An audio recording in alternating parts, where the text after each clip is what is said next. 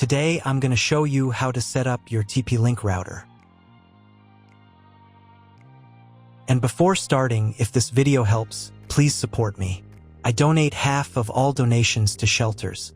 You can find more details in the description below.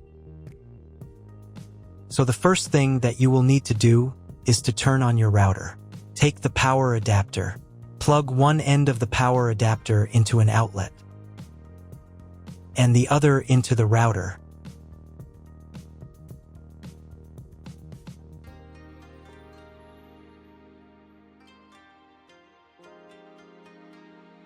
Then press the power button.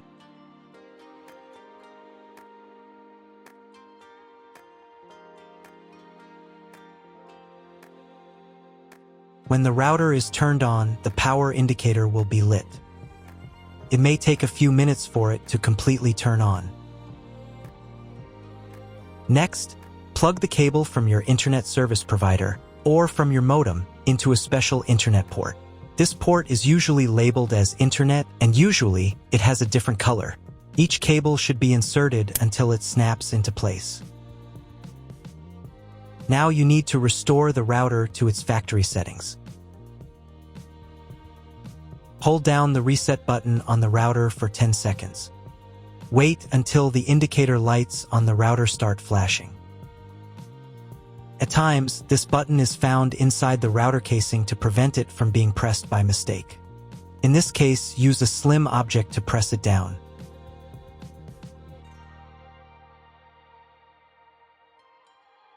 The router will restart, and the settings will go back to their original factory defaults. Plug one end of the Ethernet cable provided with the router into one of the LAN ports.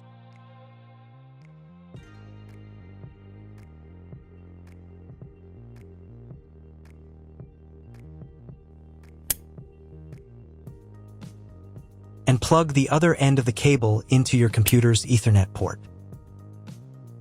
Wait a few minutes for connection. Great, we've connected the router to your computer. Now you will need to set it up. But first, let me show you another way to connect the router if you do not have an Ethernet cable or your computer does not have an Ethernet port. Connect the router to the power adapter and cable from your internet provider. This will enable Wi-Fi. If your router is new and hasn't been set up, your Wi-Fi network will be named after the router. Your router has a unique Wi-Fi network name and password printed on a sticker. Connect to it. Awesome, you've connected to the router. Now let's get it set up.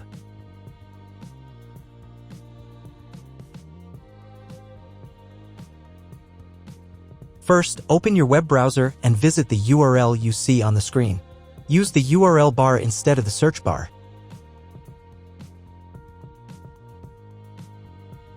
At the beginning, you will see a form with a login and password. Usually, it is admin and admin.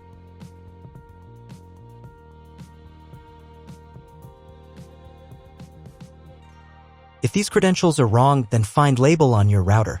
The credentials are often printed on the bottom of the device.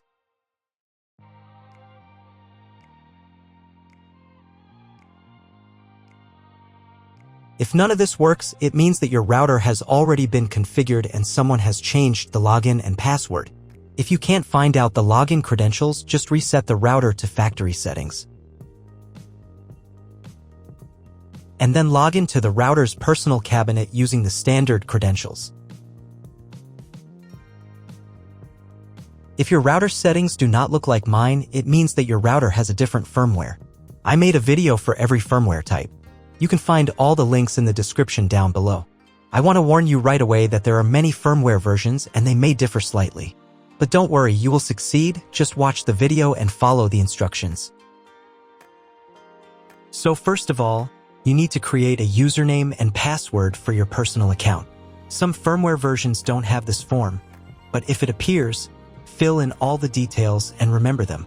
Or better yet, write them down somewhere. You'll need them the next time you log into your personal account.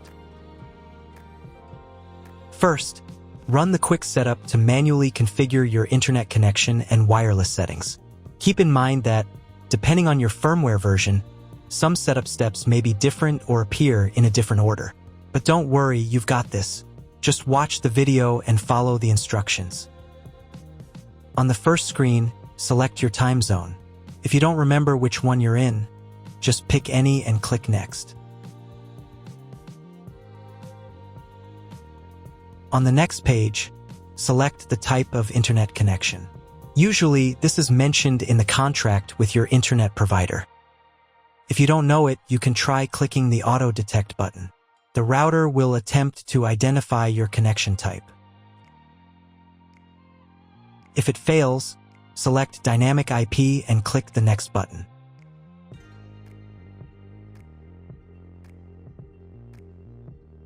Depending on the type of connection you selected in the previous step, this page may look different from mine.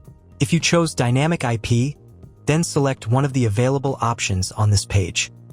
If your internet provider only allows internet access to a specific MAC address, you'll need to clone the MAC address of your main computer.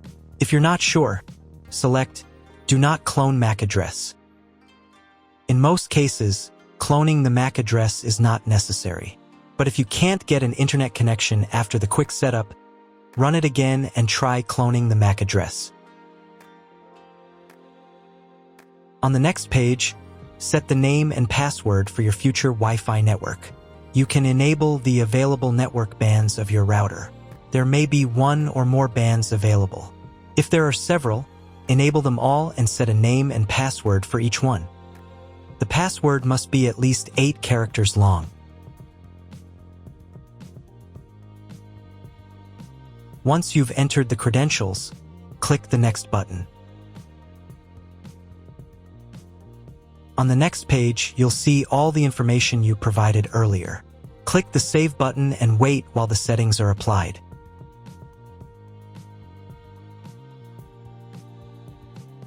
If you were connected via Wi-Fi, reconnect to the updated network. On this page, you can configure the TP-Link cloud service. You don't need to change anything. Just click the Login Later button. Great. You've completed the quick setup process. Click Finish, and after a couple of minutes, check your internet connection. Just Google something. If there's no internet, try rebooting your router. Click the reboot icon in the upper right corner. After rebooting, wait a couple more minutes.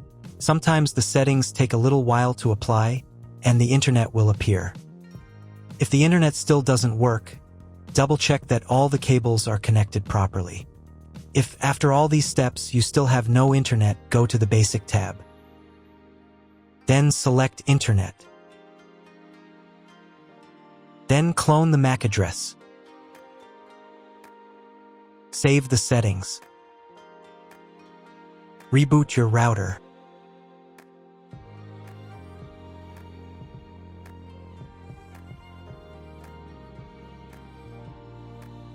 After a couple of minutes, check the internet connection.